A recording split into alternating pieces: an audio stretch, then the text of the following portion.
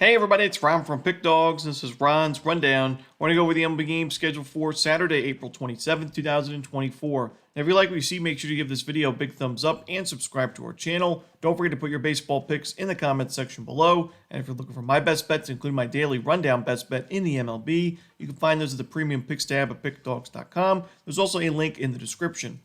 Alrighty, here we go. Here are the games for Saturday in Major League Baseball. First up, we see the Cincinnati Reds taking on the Texas Rangers. We're going to see Hunter Green and Michael Lorenzen as the starters. Hunter Green is not having a great start to the season. 0-2 with that 4.55 ERA, and the Reds are 0-5 in his first 5 games. Now, he's faced some tough lineups along the way, but just really inconsistent. The last game he was able to go 7 innings, but still gave up 4 earned runs to the Phillies in a 7-0 loss. His team has really not backed him up in the run support department. A lot of times he's facing, he's matched up against one of the other team's better starting pitchers. And, while Lorenzen may not be the top of the order for the Rangers, he's pitching pretty well to start the year. 2-0 at 2.45 ERA through his first 2 starts. And the first game, was a shutout against the Tigers, but it's a pretty weak lineup. The next start against Atlanta was a real test, and it was a quality start. 6 innings, 3 hits, 7 strikeouts, 3 runs, and a 6-4 Rangers victory. So Lorenzen's a good form to start his season. Green has struggled. The Rangers bats, they're looking for a breakout. I still think this is one of the better lineups in the American League. I like the Rangers in this one on the money line. Next up, we see the Toronto Blue Jays hosting the Los Angeles Dodgers. Tyler Glasnow and Yusei Kikuchi are your starters. Tyler Glasnow, we saw his last game against the New York Mets. 8 innings of 10 strikeout baseball, no earned runs, no walks in a 10-0 Dodgers victory. And we've seen a few really good starts from Glasnow. Back on April 9th, there was 7 innings of 14 strikeout shutout ball against the Minnesota Twins. But, sandwiched in between those games and exactly those 2 starts was a clunker against the Washington Nationals, 6 earned runs, 2 home runs, and a 6-4 Nationals win. He only went 5 innings in that game. So I'd say Glasnow's been a bit inconsistent this year. Still has great numbers overall, great strikeout stuff. We know he earns a lot of swing and misses. His whiff rate's in the top 78th percentile in the league right now. However, this is a Blue Jays team that actually does a pretty good job of limiting, their whiff rate's the 4th lowest in baseball, so they limit strikeouts. They're pretty low K rate against righties, and we know they have a lot of history against Glasnow when he pitched for the Rays in the American League East. In fact, last year, these 2 teams, Glasnow faced the Blue Jays, and, he struggled in that game. He went 5 1/3 innings of 4 earned run baseball, with 4 walks to go with it, in a 6-2 Blue Jays victory. So I actually think this might be a tough matchup for Glasnow on the road, especially. And then you look at Yusei Kikuchi, who's in great form this year. The Dodgers' numbers against lefties, not the best. We saw him struggle against Mackenzie Gore the other day. Now, Kikuchi's numbers historically against Los Angeles, not the best. So I could see the Dodgers getting to him for a few runs. But I still think, he might be the better option just in terms of the matchup in this game. And, the Blue Jays' bullpen's not been great, but neither has the Dodgers. And I think this is a game where we're just getting a really good price with the home team here. So I'm going to go with the Toronto Blue Jays on the money line. Next up, we see the Baltimore Orioles hosting the Oakland Athletics. J.P. Sears and Cole Irvin are your starters. J.P. Sears coming off one of his best starts of his career. It was 6 innings at Yankee Stadium, a shutout baseball, and 7 strikeouts. But when you look at the Yankees, their numbers against lefties aren't the best this year. They've definitely hit righties a lot better. Yankees near the bottom in team OPS, isolated power. And when you look at the Orioles, it's just not the case. They're top 5 in OPS, top 5 in isolated power, low strikeout rate against lefties, and they've also crushed a lot of bullpens, righties and lefties this season. So I do worry about the Oakland A's pitching staff in this game, but Cole Irvin also not one of my favorite options to back. And, I know he pitched well in his last game, but this is an Oakland A's team. It's been a lot better against lefties themselves. They're number 4 in baseball, actually, in isolated power against southpaws. We backed them the other day against Nestor Cortez and the New York Yankees, and they got the job done in that one. I think it's going to be a high-scoring game. I think it's going to be a competitive one. I'm going to go with the over in Oakland-Baltimore. Next up, we see the St. Louis Cardinals taking on the New York Mets. Sonny Gray and Adrian Hauser are your starters. To me, it's a lopsided pitching matchup in this game. We mentioned the regression concerns for Hauser going into that start against the Los Angeles Dodgers at Dodger Stadium. He gives up 8 earned runs and a home run to Shohei Ohtani, an absolute bomb, and 4 walks to go with it in a 10-0 blowout. And you've got Sonny Gray on the other side pitching really well for St. Louis thus far. He had 12 strikeouts in his last game against the Brewers, and he's pitching deeper into ball games. 6 innings against the A's, 6 1/3 against the Brewers. I know the Mets have a solid lineup against righties, and the Cardinals have actually not done too much against righties, but I think the pitching matchup just too lopsided. The Cardinals have a good bullpen. I'm going to go with St. Louis on the money line. Next up, we see the Chicago Cubs taking on the Boston Red Sox. Josh Winkowski for Boston, no official starter for Chicago. And the Red Sox, because of their injuries in the pitching staff, they've had to go with some bullpen games like this where, Winkowski, who we've seen as a reliever and a starting pitcher, he's going to get the start here. I expect him to go maybe 3-4 innings if everything goes well. It went well in his last time on the mound against the Pirates. He got the start. He went 3 1/3 innings, 1 earned run, and it was good enough for the Red Sox to go on and win that game 6-1.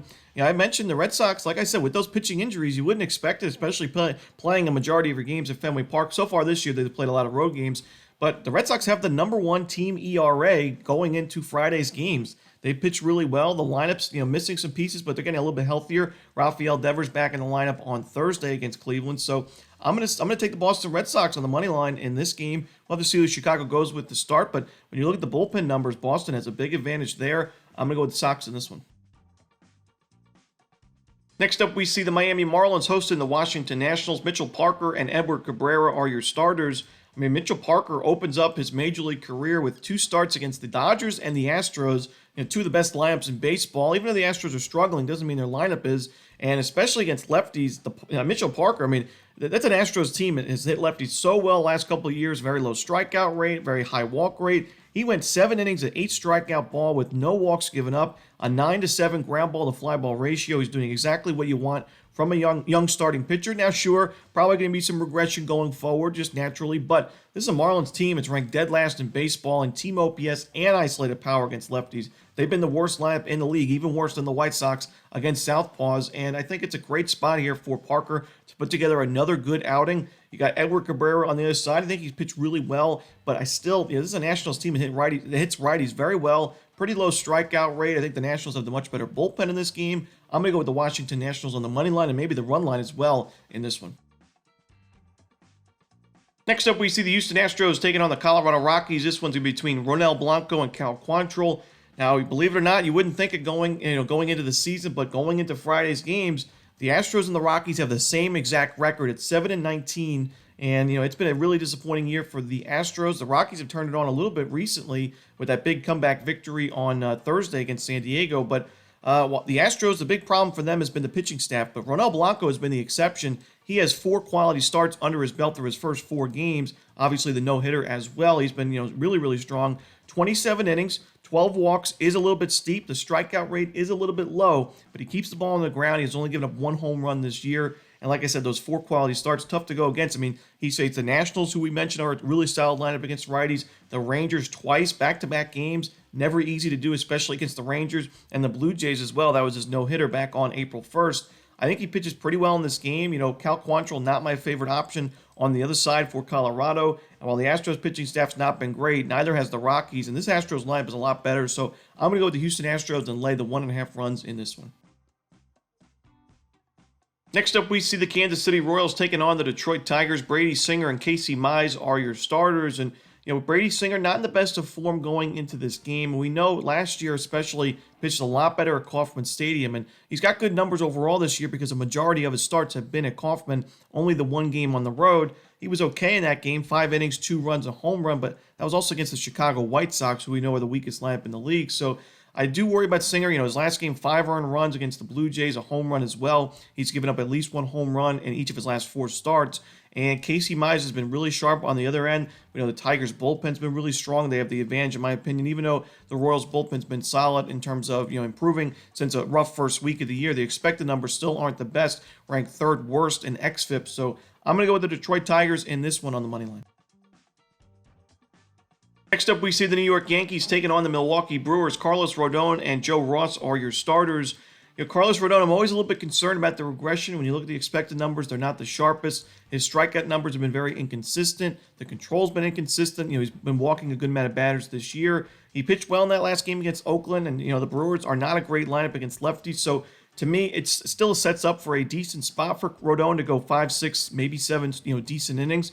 But on the other side, the reason why I'm going to go with the Yankees is really because Joe Ross, we know that he has had some control issues in his major league career. Now, recently, the walks have been held down to a minimum, but the Yankees, they have the highest walk rate in baseball against right-handed pitching. So for a starter that's had issues with the walks, we saw him walk 5 guys in his first start of the year.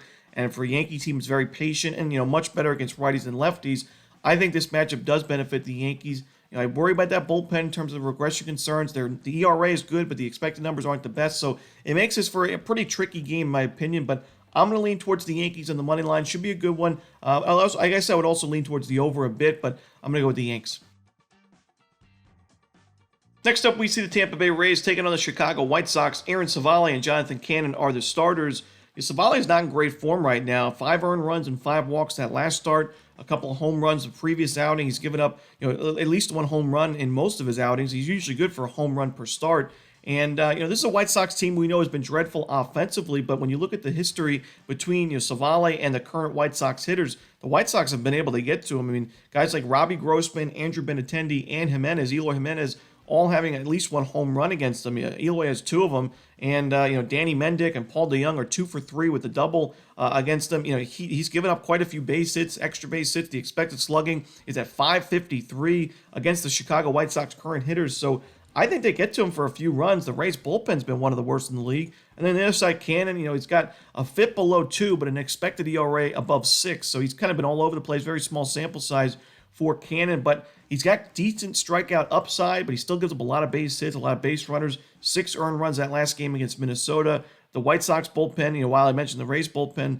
is struggling and been one of the worst, the White Sox also ranked dead last in baseball, tied with the Rays in terms of xFIP in the bullpen. So 2 starting pitchers I do not trust. The Rays lineup should be able to get to Cannon. I think the White Sox, if there was a game or a matchup where they could benefit offensively, this would be the one. You got 2 of the arguably worst bullpens in the league. I got to go with the over here in Rays White Sox.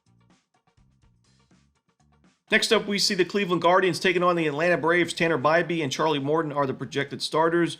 Charlie Morton, really good start in his last game against the Rangers. No surprise, it was at home. He's been better at Truist Park when since he's been a member of the Braves, and I expect him to pitch pretty well. He's had good numbers against these current Guardians hitters, and Tanner Bybee on the other side, he's been inconsistent this year, but I still think the Braves get to him. He's faced a pretty weak string of teams offensively. The A's, the Twins, the White Sox, the A's again, and the Red Sox.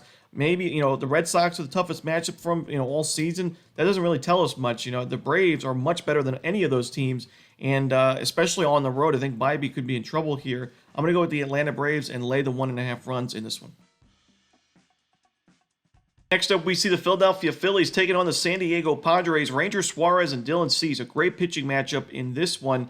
Interesting game here. I mean, Ranger Suarez, it's tough to go against him when you look at his recent form. 6 innings, a shutout against the Pirates. 9 innings, a complete game shutout against the Colorado Rockies. 7 innings, a shutout ball against the Cincinnati Reds. The Phillies are perfect in his start so far. They've won all 5 games. His strikeout stuff is there, here and there, but he's more of a ground ball, a pitch-to-contact guy. His ground ball stuff is working. He was excellent in spring training, and he's been one of the better pitchers in baseball to start the year. But Dylan Cease, he's got a sub-2 ERA. He's in great form as well. His last 3 starts, all wins for the Padres, and only 2 earned runs combined in those games.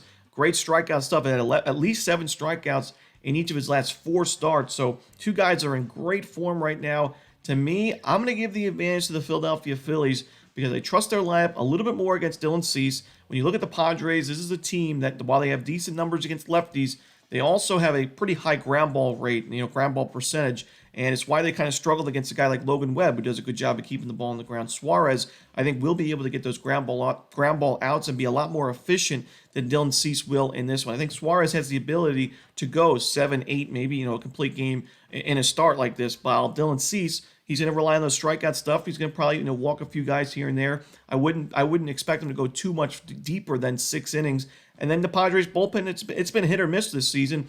I think the Phillies bullpen has the, when you look at the expected numbers, they're solid. The ERA is not great on paper, but the expected numbers are solid. I think we see that Phillies bullpen continue to improve. And I like the Phillies in this matchup on the money line on the road. Next up, it's the Pittsburgh Pirates taking on the San Francisco Giants. Martin Perez and Jordan Hicks are the projected starters. Jordan Hicks, he's got one of the highest velocity fastballs in the game, but he doesn't really miss a lot of bats, especially as a starting pitcher throughout his career. As a reliever, he was able to earn more strikeouts, but he's only got 5.79 Ks per 9 this season, and he's still pretty effective because he keeps the ball on the ground. He limits home runs. Even as a reliever, he was well under a home run per 9 with the St. Louis Cardinals, and his ground ball percentage usually is 60% or more Right now, it's 56.6%, still pretty solid. You're facing a Pirates team, and when you look at the ground ball percentage this year, they're the 4th highest in baseball. So I think it's a good matchup for Hicks. I think it could be efficient, similar like a Logan Webb, even though they don't pitch at all similarly, but they kind of get the same results of keeping the ball on the ground, getting those ground ball outs, trusting your defense, and pitching at Oracle Park. There's a reason why Logan Webb has so much success. So I think Hicks pitches well. And then Martin Perez, while he pitched so well against the Tigers a couple of starts ago, since then he has struggled quite a bit. 9 2/3 innings of 7 earned run baseball combined against the Mets and the Red Sox, 6 walks to go with it. Both of those Pirates losses. So I'm going to go with the San Francisco Giants in this one on the money line. Next up, we see the Minnesota Twins taking on the Los Angeles Angels. Chris Paddock and Jose Soriano are your starters. Jose Soriano may be 0-3 in the win-loss column, but he has been excellent for the Angels, in my opinion, especially after a pretty slow start to the year. I mean, you look at his last 2 games, 11 innings of 1 earned run baseball. His last game, while he took the loss against the Reds, he gave up 3 unearned runs. There was an error, a key error by Luis Rengifo in that ballgame. Up until that point, Soriano was coasting in that one, and he didn't get any run support, but he still pitched really well. In this game, I think his team gets him some run support against Chris Paddock, who's got that ERA above 5.5. I know Paddock pitched really well in that last game, but that was against the Chicago White Sox, so we can't put too much weight into that. Before that game, he gave up 9 earned runs against the Baltimore Orioles, so I'm going to go with the Los Angeles Angels on the money line at home. And the final game we're to talk about for the Saturday card in Major League Baseball, it's the Arizona Diamondbacks taking on the Seattle Mariners. No official starter for Arizona. George Kirby should be going for Seattle. We mentioned originally George Kirby was supposed to go on Friday, but they moved him to Saturday. He's pitched well recently, a couple of bad outings against the Blue Jays and Guardians, but since then, 11 innings of 2 earned run ball with 13 strikeouts combined, even one of those games at Coors Field against the Rockies. His expected numbers are strong, and the Diamondbacks don't have great numbers offensively against righties, so I expect a quality start here from George Kirby. Arizona will have to see who the official starter is. Merrill Kelly was placed on the IL, so the Diamondbacks have to figure things out, honestly, in the pitching staff. And the bullpen has been okay in terms of the ERA, but the expected numbers aren't the best. So I do worry about Arizona in a game like this. Seattle's playing pretty good ball overall in the last week or so, and I'm going to go with the Mariners on the money line in this one. And that's it. Those are the games for Saturday in Major League Baseball. Hope you enjoyed this video. If you did, don't forget to hit that like button and subscribe. Put your baseball picks in the comments section below. Again, if you're looking for my best bets, you can find those at Pick Dawgz Premium. As always, this is Ron Romanelli. Good luck.